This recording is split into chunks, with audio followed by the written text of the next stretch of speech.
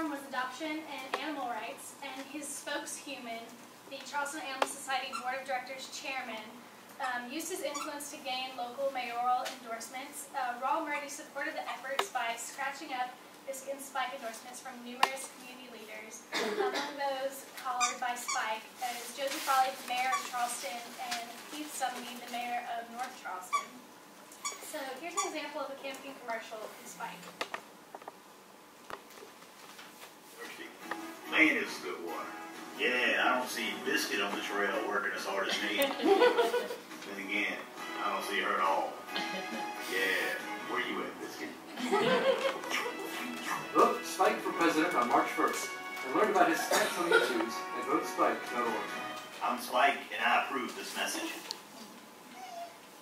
So Spike's competition was Biscut the cat, and she ran on the platform of healthcare and owner education.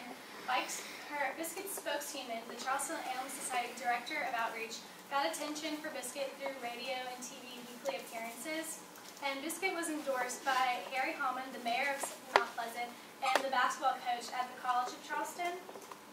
This election season, you have two choices for president of the Charleston Animal Society. Biscut, the perfect candidate, or Spike, man's best friend.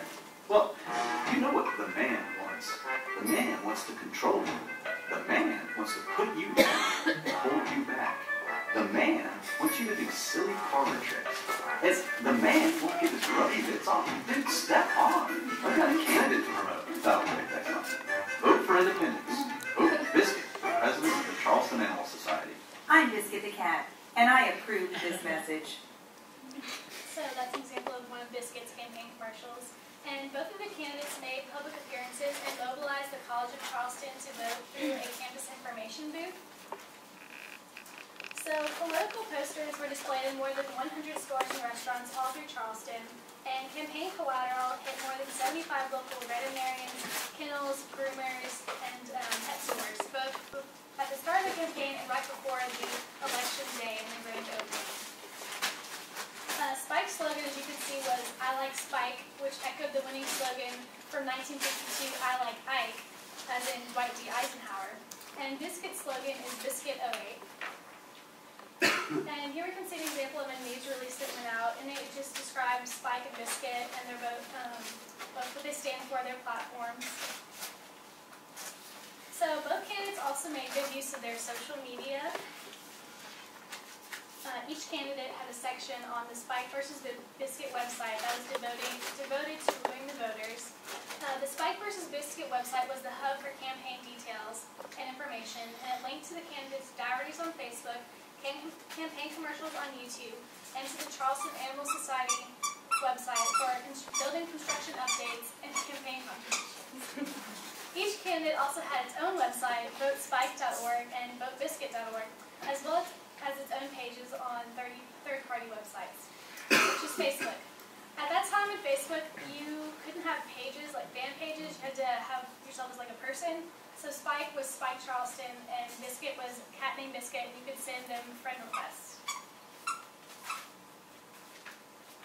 As we're continuing to build, profiles of Catster and Dogster, which are like social media for animals, were created, and the weekly YouTube videos were distributed via e-newsletter, news releases, and virally were distributed. And so we'll see in the next video one of the smear campaigns that Biscut did.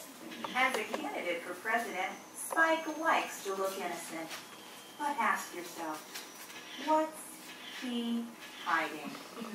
Spike says he doesn't take lobbyist money, yet somehow he buckles to the demands of shameless product placement. Spike says he's man's best friend, that he's pro-environment, claims he stands for family values, and respects his fellow canines. But you know what's really going on. Vote Biscut for president of the Charleston Animal Society. I'm Biscut the cat, and I approve this message. So the YouTube videos were entertaining and funny, and they helped capture a wide audience. This is where it all began. Right here. I can still smell it. I used to sleep back here in the back. Yeah. People say you can tell a lot about a dog by where he comes from. Well, this is where I came from. Not some plush home. I came from the streets. And it's here that I learned the importance of adoption and animal rights. No animal deserves to live like this. Vote for me on March 1st as president of the new Charleston Animal Society. Vote Spike for president on March 1st and learn about his stance on the issues at votespike.org. I'm Spike, and I approve this message. So billboards, print ads, interactive media, and radio traffic sponsorships also helped leverage the public relations effort on top of all these social media efforts.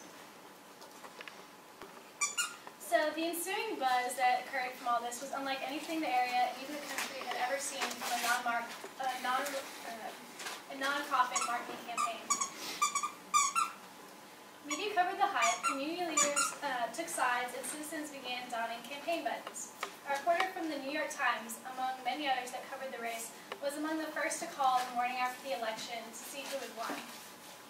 Raul Murdy had also planned to have a third-party candidate enter as a dark horse candidate, but it actually happened naturally when Hissy the Snake called into a radio station, and there are several bunnies that were write-in candidates on election day. So the new Center for Animals opened on March 8, 2008, with local leaders, elected officials, and the Charleston community pouring in to show their support and adopt pets in record numbers. A small army of Raul Murdy and Charleston Animal Society volunteers hosted center tours, games, and pet fashion shows, while supporters donated free refreshments. So now we're going to have our own little election. So we're going to pass out some ballots. You can vote for Spike or Biscut. Biscuit's not here right now, but it's not a good candidate today.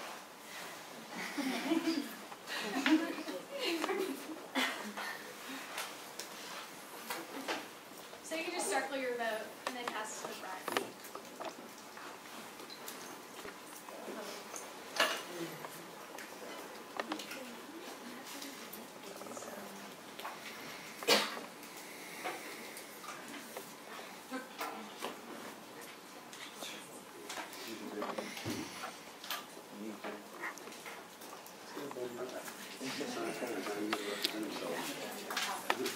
Yeah, just pass it up whenever you're done. It's a hard decision.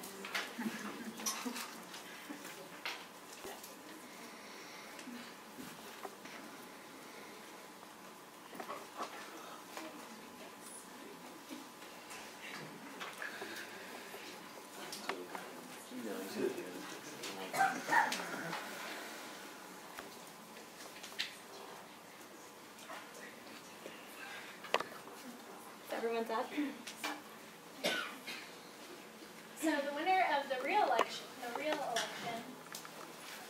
Spike won the election by 86 votes out of 3,780 votes that were cast.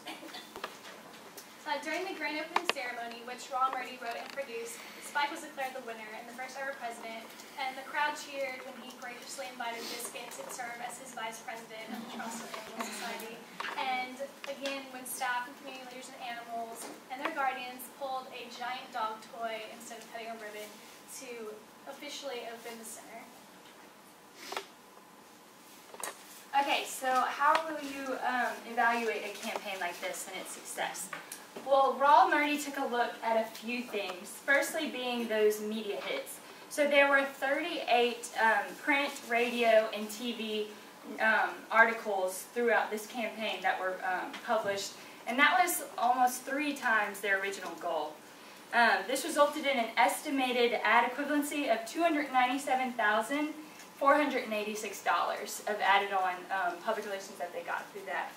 Most importantly, all of these stories had that key message. So they included the name change, they included the services they offered to the community, they included the organization's mission, and the need for support. Secondly, they looked at the social media penetration. So as Jackie noted earlier, 3,780 people actually cast a vote for Spike or Biscuit. And on spikeversusbiscuit.org, it was viewed more than 10,000 times. And then that drove traffic to the Charleston Animal Society's website, which had 100,000 plus visitors year over year, with more than 680,000 views just during March 2008 when the campaign was launched.